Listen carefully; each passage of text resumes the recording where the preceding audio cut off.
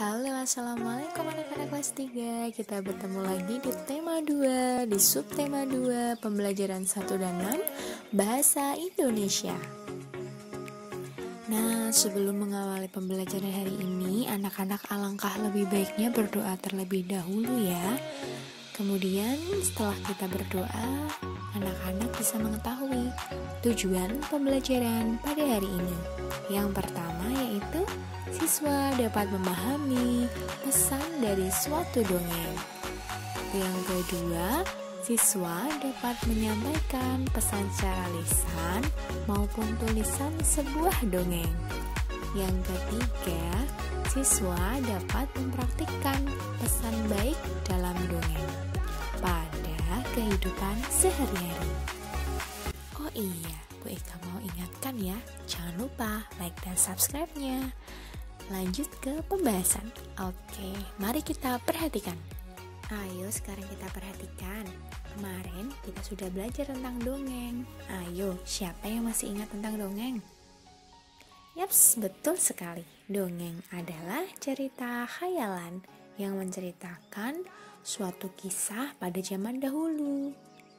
Nah, pada kesempatan kali ini kita akan belajar lebih dalam tentang dongeng.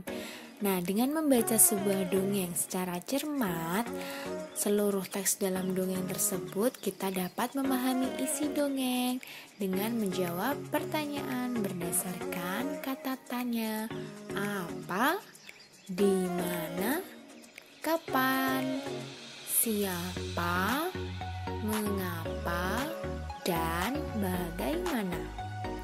Informasi dalam dongeng dapat ditulis dalam sebuah bentuk peta pikiran. Peta pikiran membuat orang membacanya akan lebih mudah memahami dan mengingat isi dongeng. Nah, informasi dalam peta pikiran ditulis dengan bahasa yang singkat dan mudah dipahami. Nah, anak-anak kemarin sudah membuat tugas tentang catatan hias. Kurang lebih peta pikiran tersebut sama dengan catatan hias. Nah, selanjutnya kita simak dulu ya. Ada sebuah dongeng yang berjudul Kisah Kucing Kecil. Mari kita baca dahulu ya untuk mencermati apa isi dongeng tersebut. Check it out. Nah, setelah anak-anak selesai membaca dongeng tersebut, anak-anak bisa melihat peta pikiran di bawah ya. Di situ ada peta pikiran tentang dongeng Kisah Kucing Kecil. Kemudian ada pertanyaan. Nomor 1. Siapa tokoh dalam dongeng tersebut? Anak-anak bisa menuliskannya di bagian atas pada kotak ya, untuk latihan mengerjakan. Untuk selanjutnya, anak-anak bisa melanjutkan seperti apa yang dikatakan kucing tua. Anak-anak bisa menjawabnya di atas kotak ataupun di bawah kotak yang berdekatan dengan pertanyaan peta pikiran. Oke, anak-anak bisa ya mengerjakan latihannya ya. Jikalau sudah, mari kita simak selanjutnya. Oke, selanjutnya menemukan isi dongeng. Mari perhatikan. Nah, anak-anak masih ingat ya, dongeng merupakan cerita yang tidak benar-benar terjadi. Kita dapat menemukan pesan yang terdapat dalam dongeng. Pesan tersebut biasanya berisi anjuran agar kita berbuat kebaikan. Kita dapat menemukan amanat dari dongeng menggunakan kata tanya. Apa, di mana, kapan, siapa, mengapa, dan bagaimana. Sekarang waktunya lanjut belajar dongeng tentang hewan, atau bisa disebut sebagai apa? Ya, fabel. Ada berbagai jenis dongeng. Salah satunya adalah fabel. Fabel merupakan dongeng yang tokohnya adalah hewan. Fabel juga berisi pesan atau amanat. Amanat yang sudah kalian ketahui dapat diceritakan kepada orang lain.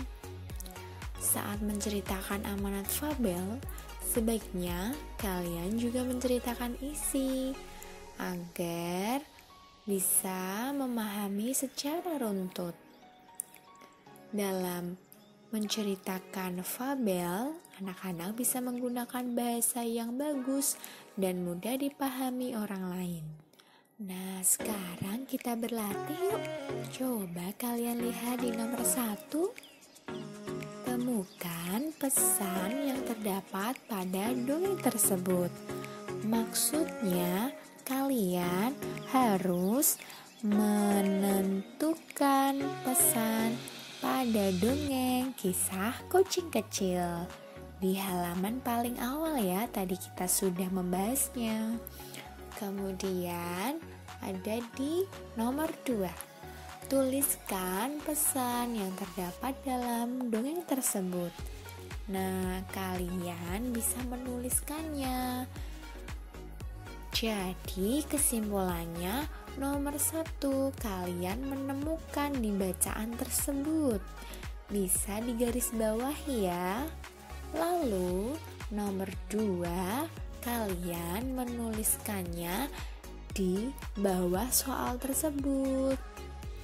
Nah, untuk yang nomor 3, anak-anak bisa menuliskan kembali dongeng kisah kucing kecil dengan bahasa kalian sendiri. Ditulis di buku tugas hanya 1 paragraf saja.